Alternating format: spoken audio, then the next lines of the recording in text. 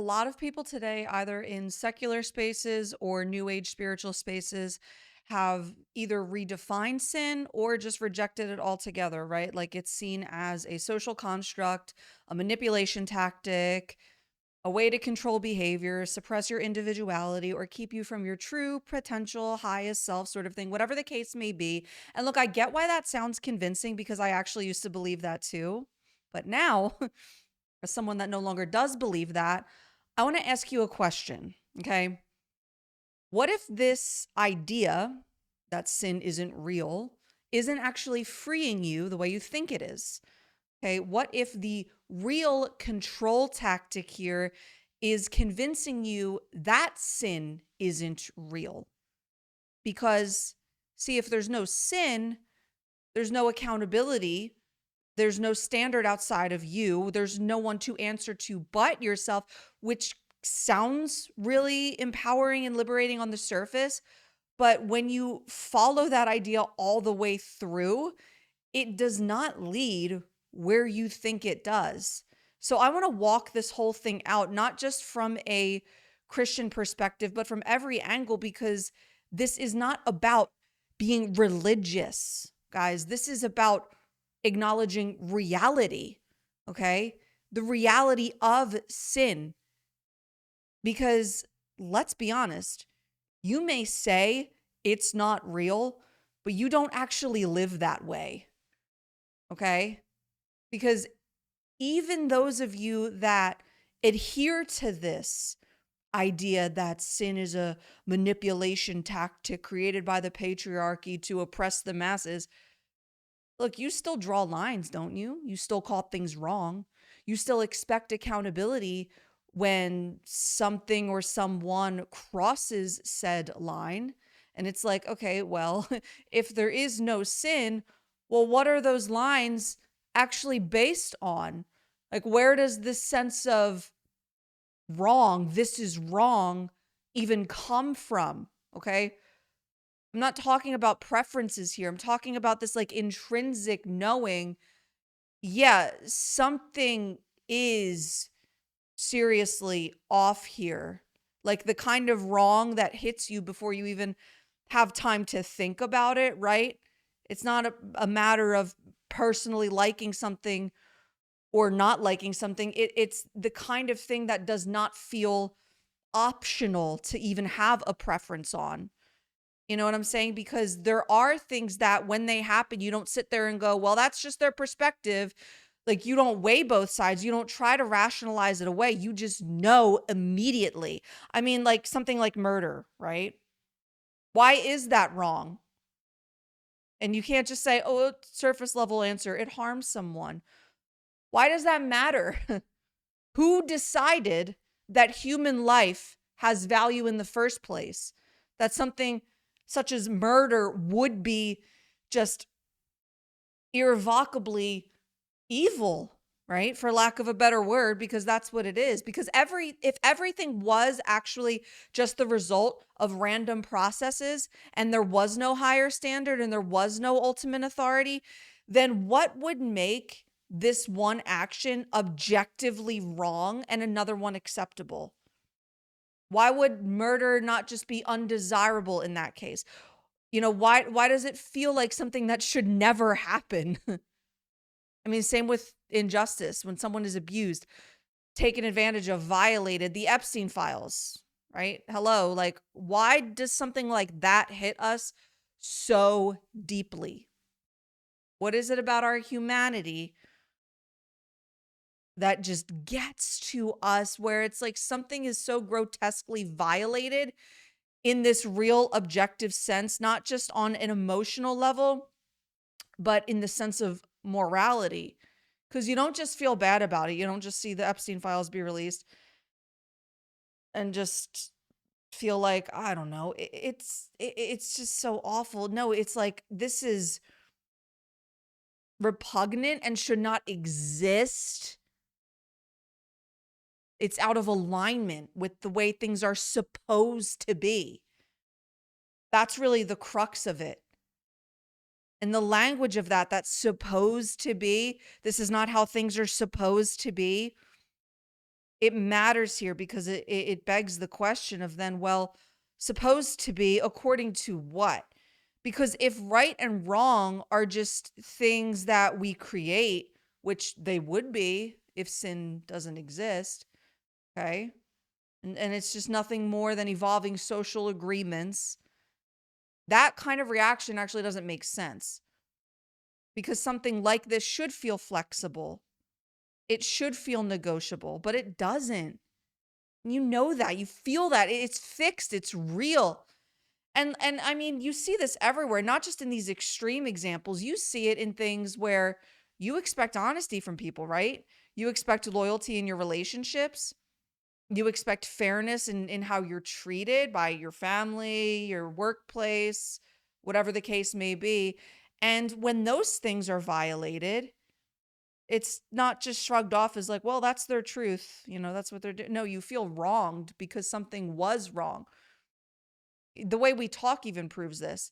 You're not like, I didn't personally prefer that. No, that wasn't right. That shouldn't have happened. That's messed up. And this sort of language, the way we speak, out of the abundance of the heart, the mouth speaks, it assumes a standard that there is, in fact, a way things are meant to be. And when that's broken, it's significant, not just to you personally, but in general. And you don't have to be religious. You don't have to be, a Sunday morning service person to feel that. You don't have to believe in God, as a matter of fact, to operate that way. You just do. You just do. It's how you're made up, which means that this isn't something that has been learned or curated. This is something that you recognize. And if you recognize it, it means that it exists independently of you or your preferences. Because you can't recognize that something is wrong unless there is some kind of reference point for what is right, okay? And this kind of is where it gets real, doesn't it? Because if there is a standard, then guess what? It doesn't come from you, okay? You don't get to create something and then be bound by it as if it has authority over you. Like, standards are set, they come from somewhere, which means if there is a moral law that we all do seem to recognize intrinsically and carry on like a biological level, well, then there has to be a moral lawgiver. Oops. Obviously, that's the part people don't like to hear, because the moment you admit that, oh, guess what? You're no longer the highest authority, which again brings us right back to the issue. Like, the heart of this is that you don't actually live like sin isn't real. You don't actually live like sin isn't real. That's not the problem. The problem is you don't like what sin being real would therefore actually imply. So, okay, well, what's sin then? What's sin then? Is it just a matter of this breach of moral law that we're talking about? Well, yes. Yes, on the surface, that's what it is. But it's actually a lot deeper than that, because the breach of moral law is more so the fruit of sin. What I want to get to is the root of sin. Okay? Because if it's just this like intrinsic awareness of the difference between right and wrong, and that's all we reduce it to, then we're missing the core. Okay? We're still missing the diagnosis, because sin is not just an action. It's not just a behavior. It is a nature. So it's not only something we do, it's something we do as a byproduct of what we are born into, and therefore who we are. And I understand a lot of people don't like hearing that because it's uncomfortable, it's confronting, and all of the things, because now we're talking about a lot more than just isolated decisions here, right? We're talking about a condition that exists underneath every decision, okay? So sin, more than intrinsic moral law, is separation from he who has ordained the moral law, that being God. Sin is separation from God. Like literal separation from God, plain and simple, okay? And God is the source of life. Whether you believe it or not, that's what he is. And so if God is the source of life, not just physical life, by the way, I mean spiritual life, truth of clarity of order, then to be separated from him is not just some like neutral take it or leave it thing. There's no middle ground, actually. You are either in alignment with life, with him, in him, or you are cut off from it, which is why scripture says the wages of sin is death. And it's not because God is mean and shaking his fist at you and threatening you up in heaven. It's because he's making it plain for you the reality of this condition, okay? That sin is a spiritual currency, actually. Because the wages of sin is death. The wages implies something that is earned or something that is produced, something that comes from a result, right? And so what the condition of sin produces is death, which means it's not just sitting there as a label, right? Like it is operating, it is moving, it is producing, yes, an outcome. And the outcome is the separation from God, who is life. Which, people hear that word death, and we automatically kind of tend to just think of something distant that's going to happen to us later. We're all going to get old and die someday. This starts now. This separation starts now. Matter of fact, it's happening now. And so this is why you see disconnection where there should be relationship, or you see confusion where there should be clarity, or you see bondage where there should be freedom. In life across the board, not just with you, but in everything. It's because something is cut off from its source here. The condition of humanity is cut off from the source of it, which is God, who is life. And what's cut off from its source does not stay stable, right? You take a fish out of water, it's going to die. You pluck a flower out of the ground, it's going to die. Things break down when they are separated from the source of life. You begin to break down. And by the way, no one's exempt from this, okay? I'm not, you're not. None of us enter this life neutral. No one is born in a perfectly aligned state with God and then just choose to mess it up later. We are literally born into sin because the fall is real. The Garden of Eden is real. Humanity did not stay in alignment with God, despite what his original design and intent was, okay? Because we are created in his image and likeness, and that's where we are designed to thrive within that life.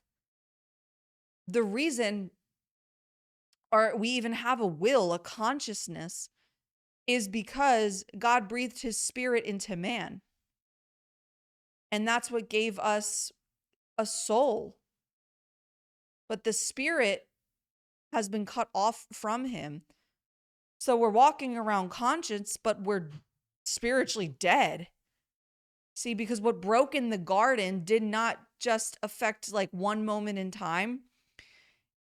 It was inherited throughout all of humanity. It affected the very nature and condition of humanity itself. And though sin is not our origin story, as I said, in design or intention, it is the reality of what we do inherit in this existence, okay? We inherit the separation. We inherit the condition. So we inherit the death. And as we just proved, we inherit the knowing that there is something intrinsically wrong here and needs to be reconciled. Even if we don't have the vocabulary or language or really the understanding from that, we still have the intrinsic knowing that something's wrong. But again, it's not a matter of behavior modification in regard to the reconciliation factor that needs to happen, okay? Because behavior alone can never fix this. You can modify behavior all day long, all you'd like, and still be in the same condition. You can still be cut off that way. You can still be operating from the separation that way, which is why scripture doesn't say, oh, you just need to try harder, clean yourself up, or fix your actions. No, it says You must be born again, because this isn't about improvement. This is about resurrection. This is about transformation in and of new life, because it's about going from death to life, okay? From separation back into relationship, back to our origin story, back to the intention and the design before the fall, created in the image and likeness of God. Okay, that's what redemption and reconciliation is. And look, people can reject that. You can reject that all you'd like. You can redefine it, you can reinterpret it, you can dismiss it altogether. But I'm telling you, rejecting something doesn't make it less true. It just means that you are choosing not to acknowledge the condition you're in. You're gaslighting yourself. And the reality is, look, sin does not stop operating or stop being real just because you don't call it sin. So I'll follow that all the way through then, because guess what? Your conscience and the biblical account, it goes way beyond that. Despite that, your conscience verifies it and the biblical account, explains it. Sin is not just something you do. And if it's not just something you do, but a literal condition that humanity exists in apart from God, and it actually does produce death, then, like I said, this doesn't just show up at the end of life. It shows up everywhere else, not just in here, but out there too, in the way things function or don't function, in how patterns that we see, they surface over and over again, no matter how much changes on the surface. And I mean, it doesn't take much effort to look around and be like, oh yeah, that's exactly what we do see in the day to day. I mean, just look at the world we live in. There's so much brokenness. Why is that? Why does everything feel like it's constantly on the edge of falling apart and only getting worse? Like, why do people experience anxiety that they can't seem to shut off? Depression that doesn't just go away with a mindset shift or a new book. Like, why is this underlining sense of chaos even in lives that look put together? Why do relationships fracture? Why does trust break? Why does selfishness show up even when people are trying to be better? There's so many things. So this is bigger than an individualistic sort of thing. This is a systemic sort of thing. You see it in culture, you see it in families, you see it in institutions that are meant to function one way and don't. And yeah, sure, people try to explain this away in a lot of different fashions. Like they say it's environment, it's trauma, it's this, it's lack of education, lack of resources, lack of awareness, whatever, which by the way, yes, those things can absolutely affect how brokenness shows up. But the thing is, they don't explain why it's there in the first place, because no matter how much you improve those external conditions, the same core issues are going to keep resurfacing. Different forms. Oh, guess what? Same root. There's that word again. And the reason being is that something is off at the foundational level. We all feel that. Hello, back to the Epstein files. It didn't matter if you were male, female, black, white, Republican, Democrat, atheist, Buddhist, whatever. You felt that. Even if you don't use the word sin, you still recognize the effects of it. The experience of the breakdown, the experience of the disconnect, the experience of things not working the way they're supposed to. And then what do? We try and fix it. We try and manage it. We try and cope with it. We try and medicate it. We try and reframe it. We try to put a law on it, arrest someone for it, call someone out for it. But the thing never resolves, because you can't solve a root problem by just addressing the symptoms of it. And this is where the idea that sin isn't real collapses in on itself. Again and again and again. Because if you remove sin from the equation, you lose the explanation for why things are the way they are. You can label all these experiences, but you can't actually account for the cause of them. And without the cause, you don't have a solution. You just have temporary management, which is why nothing ever fully gets better at the core. Again, look at the world around you. A world that intrinsically rejects God isn't getting better because of that. It just gets band-aids over gunshot wounds kind of thing, because the root is still there. The condition of humanity is still there. The need for reconciliation back to life is still there. Meanwhile, we're all walking around and existing within the consequence of the wage of sin, which is death. We're walking around in a death-induced state, in a death-induced world. So you can deny sin all you want, but when push comes to shove, you cannot explain reality absent of it.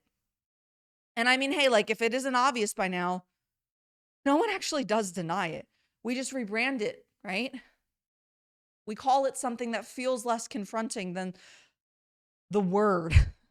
We call it something that feels less confronting than what it actually is, something that feels less offensive, something that doesn't carry the same weight, something that doesn't, you know, open back up the wound of maybe the church hurt that we have, something that feels more manageable or more comfortable, but the structure never actually goes away, even if it gets dressed up differently. Because, if you look across belief systems, I'm talking like completely different worldviews, okay? Different philosophies, different spiritual frameworks, they all circle the same reality and just refuse to call it what it is, okay? New age spirituality calls it karma, calls it energy, what you put out, you come back sort of thing. There's still a consequence tied to what you do. Like there's an unseen accounting happening. It's just stripped of the moral language and it's made into this impersonal thing, okay? But it's sin. In Eastern systems, the same thing shows up, but it's called imbalance here. It's called suffering that comes from being out of alignment with the way things are supposed to be, with source in the universe and whatever. But again, something's off. That's the whole punchline. Something is disordered. Something needs to be corrected, just without naming the root of it. Okay? And then you have like the traditional religions, Islam, Judaism. Sin is actually recognized in the word, but the solution is effort. The solution is works and obedience and trying to outweigh it and compensate for it and deal with it through performance. Okay? So you can acknowledge it, but then you make yourself responsible for it. And I mean, even in systems that pride themselves on rebellion, this is interesting. Satanism, Luciferianism, for instance, okay? The entire framework, it's built on defiance, obviously. But the ironic thing is that defiance only exists if there's something to rebel against. You can't rebel in a vacuum. You can't oppose something that isn't there, which means even in rejecting it, they're still acknowledging it. How funny is that? Secular culture does that too. People claim there's no belief in God, no belief in sin, and yet you still see the exact same structure. People are talking about harm and justice and accountability and calling things toxic and problematic and wrong and demanding consequences and demanding correction. So all that changes is the language, but the framework really doesn't, because at the end of the day, every system still has to account for the same thing, that something is wrong, something is broken, something needs to be dealt with at the root. And that's the part that people don't want to admit, because if every one of these systems, no matter how different they are, all circle back to that reality, then, oh, maybe it's not something humanity invented as a societal construct for control and oppression after all. Maybe sin is actually something humanity is trying to describe and trying to navigate in its own understanding and trying to deal with without fully confronting what it is. Because the thing is, calling it what it actually is comes with implications that people don't want to face, which is the wages being death. See, this is why you don't want to call it what it is, because to confront the currency, the wages, would therefore mean to confront the cost eternally. Because yes, the wages of sin is death, which means you need to see the bigger picture here, that none of this is just about what's happening in your life right now, although the condition is playing itself out in the present moment. But it's bigger than that. It's about where the condition eventually leads us. And see, that is the one thing the enemy, yes, the devil, a very real entity, that is one thing that he does not want you to fully process. Because if you're never bought back from the condition, you're still in debt to the currency of sin, which means the devil still owns you. So he doesn't need you to deny sin outright. Like, he's fine with you acknowledging it in all these different ways that we talked about through different religious systems that want to call it karma and imbalance and whatever else. as long as you never actually define it correctly or understand the temporal and eternal wages of it being death, right? As long as you just keep it at the level of trauma, mistakes, patterns, quite literally anything except what it actually is by definition. Because as long as you don't recognize the true nature and condition of sin, you can recognize the symptoms. That's fine with the devil. He just doesn't want you to recognize the root of it so that you don't recognize the cost of it. Because if you don't recognize the cost, then you're never going to do anything about it. But here's the punchline. As long as you're dead, as long as you're cut off, you're easy to control. And that's the goal. You haven't been bought back. You haven't been restored. You're still in that condition of separation from life.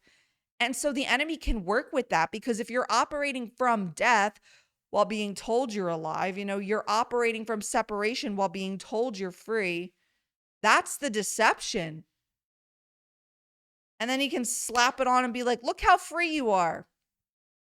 But you're not, because you're still living completely disconnected from the source of life. And so, saying sin is just control, it's a house of cards. It falls in on itself, because if sin were something just religious and made up to control you, then the thing is, coming to Christ should make your life easier in terms of what you naturally want, right? Like, it should affirm you. It should align with your desires. It should tell you that you're fine the way you are, but it does none of those things.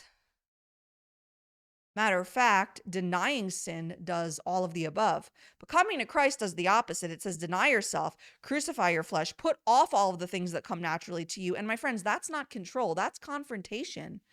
Because what it's revealing is that there is something in you left to the self that is going to continue moving you further into separation, further into death, right? So it has to be dealt with at the root. It has to be crucified and resurrected. It has to be born again. Because it just doesn't make any sense at this point, does it? To claim that sin is just some made up construct created by man to control you. Because if any of this were actually about control, why would it call you to go against your own desires? Why would it challenge you at the deepest level of who you are? See, that's not how control operates. Control does not restrict desire, it feeds it, it amplifies it, it tells you to follow it, to trust it, to build your whole identity around it, all of the things, because the more someone is driven by desire, the easier they are to control. And that's exactly what happens when the reality of sin is removed from the totality of the equation here, because now there is no standard outside of self and there is no authority above you, right? So self becomes the authority. And once self is the authority, nothing challenges it, which means whatever you want becomes justified. And contrary to the lie that we are sold, that life does not produce freedom. It does produce bondage, because desire, when it is not governed, escalates, deepens, and takes hold, and it is a rotten master. That's why you see addiction the way you do, right? That's why you see patterns that people can't break. That's why you see cycles that repeat themselves, even when people are aware of how toxic they are, because something deeper is driving it. Something that hasn't been dealt with at the root. And as long as sin is misdefined, that root is going to stay intact, which means the control will stay in place. Not because the construct of sin is controlling you, but because you're operating under the sin that is controlling you. You are bound to it. Therefore, you're cut off from life and still being told that you're free, even though you're paying for the consequence of death. So you see, the idea of sin is not what's controlling you. It's the reality of sin that is controlling you. And I get everything that we're talking about. I get that this is heavy and not easy to hear. And it's like, okay, well, so now I'm just being told I'm wrong. I'm sinful. Something's just off in me. And I get how the immediate reaction to that can be like, this sounds like shame. This sounds like she's condemning me. Sounds like she's trying to tear me down. But that's not what's happening, guys. That's not what the gospel is. This is the difference between condemnation and conviction, which, yeah, if you don't understand the difference, you will misread everything, okay? Condemnation will always say you're guilty and stay there. It will lock you in place. It will isolate you. It will push you further into separation. With condemnation, there is no way out because there's quite literally no invitation to get out. There is no movement toward anything better. It is final. And I understand some of you may have actually grown up with that posture. I briefly mentioned church hurt. I know that is a reason why some people do resist the reality of sin in the first place, is because somebody really misrepresented the gospel to you, whether that be a parent, a congregation, a church leader. And instead of inviting you through conviction, you were stonewalled through condemnation. And that reconciliation and redemption to God felt impossible. But look, I'm sorry on behalf of whoever hurt you, but don't let their humanity, the fact that they're still operating in that condition of separation and misrepresenting Christ through it, don't let that keep you from He who is life. Don't let someone who was still cut off from life itself, although they preached His word with their mouth, but their heart was far from Him, keep you from the source of life. Because conviction is different. Conviction is not dirty. Conviction doesn't trap you or shun you. Conviction is a great thing. It exposes something. So I'm not saying that conviction is meant to feel good, but it does bring you clarity because it highlights the things that are off in order to call you out of it. Okay? Because here's the reality a lot of people don't recognize. God does not condemn us. We already stand in a condition of condemnation apart from Him. That's the state of separation I've been talking about for the last half hour. That's what it is. John 3:16 is the famous verse that everyone loves to quote, and it's a great one. God so loved the world that He sent His only begotten Son, that whoever believed in Him should not perish but have everlasting life. But John 3:17 is even better because it says that God did not come to condemn the world, but to save it. So condemnation is not God's will nor God's desire for you. That's our default setting. Condemnation is our default setting because of the condition, because of the wages, because of the currency of sin. But guess what? He came to save us from that. So that's what conviction is. It's just truth confronting that. It's not creating a problem, it's revealing the problem, which feels uncomfortable and exposing. Why? Because it removes your ability to ignore it. But I'm telling you, do not perceive that discomfort as a rejection. Perceive it as an invitation. Because conviction points somewhere. It doesn't just say this is wrong. It says, hey, this can be made right. Like it's not intended to push you away. It's intended to draw a line between where you are and where you are meant to be, okay? And on top of that, it actually gives you the opportunity to move toward it. Conviction does not lead to hopelessness. It leads to awareness. And then guess what? Awareness is what actually allows change to happen because you can't move out of something you refuse to see. And that's the difference. Condemnation will leave you stuck, but conviction is going to give you a way out of that.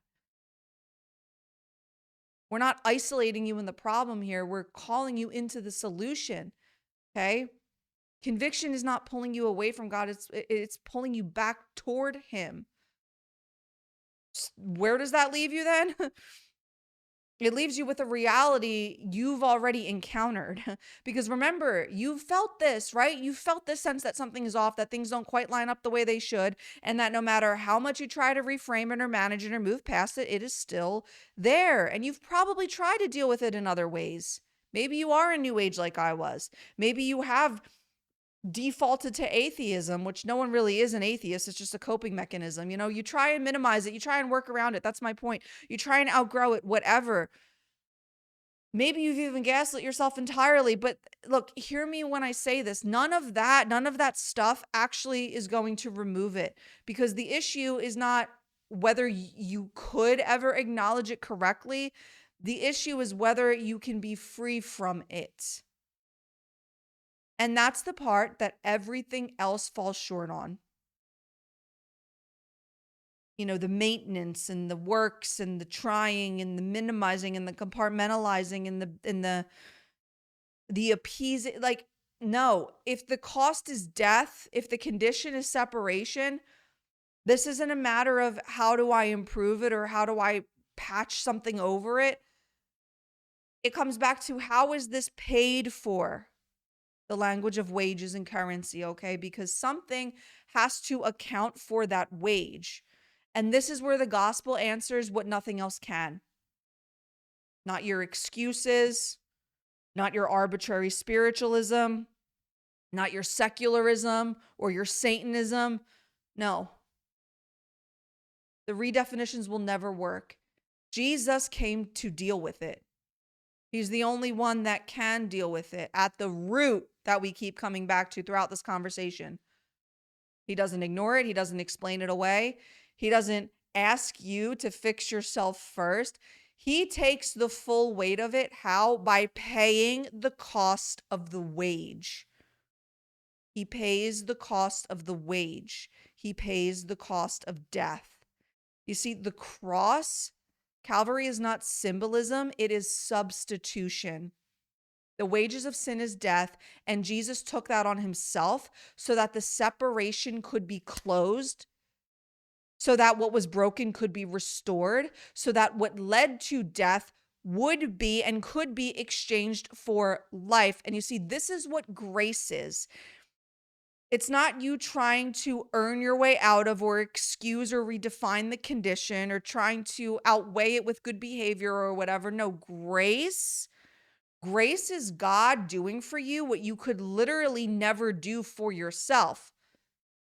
Because the thing is, this is not something that you can fix through effort. The condition of sin, it requires intervention as much as it requires redemption. And that's what's being offered. Not a label or a system. No, like literal new life, okay? You don't need to pretend sin isn't there. What you need is to be freed from it. And that freedom doesn't come from denying reality. It comes from stepping into the truth of it and receiving the only solution that does actually deal with it. So the choice isn't between control and freedom the way it's often presented in the secular world. The real choice is continue trying to navigate something you were never meant to carry on your own, or be brought out of it entirely. Because the lie says you're free because there's no sin, but the truth says you're only free when you're no longer bound by sin. And Jesus paid the debt on the cross to buy you back into life, to set you free from that condition, to set you free from the byproduct of the condition now and eternally, so that you may be born again and reconciled back to the source of life and conformed back into the image and likeness of the God who created you. And that's what's going to actually set you free. Not some lie that sin was created by the patriarchy. So I hope that this blessed you in some way, because I used to be that person that thought sin was a lie. And it was only when I recognized the reality of it where I was able to repent, which just means change your mind. Just change the way you think. I repented and I recognized Jesus Christ as Lord and Savior, who did pay the cost of the wages of death on my behalf. And once that currency was just paid, I could receive life. And everything ever since, this is what it means when it says in the Bible that Jesus came to give you life more abundantly. And now I have the privilege to walk that out. And it's only because of him. So just take everything that I've said today, and I want you to consider it. I want you to consider this perspective as, well, what if that's true? If it's not, no harm, no foul. But if it is, quite literally everything is on the line. So, worst thing that happens is that you waste your time considering it. And the best thing that happens is that you get born again and you experience the freedom that I'm talking about, that I'm testifying to, only made possible through Christ Jesus. Go read the Gospel of John and then get back to me. In the meantime, leave a thumbs up on this video, comment down below what you thought, subscribe to Heaven and Healing if you haven't already. And finally, I want to ask you that if you are blessed and have continually been blessed by this platform and you want to sow into the work that we're doing here for the kingdom of God, to expose the darkness, but more importantly, reveal the light of the world that is Jesus Christ, you can do so by becoming a monthly partner. Or you can sow a one-time financial gift through Venmo, Cash App, PayPal, or Stripe. All those links are going to be available for you down below. And then finally, you can follow me on Instagram at Angela Marie Scafidi, which I will see you over there. And I will also see you in the next video. Thank you so much for watching.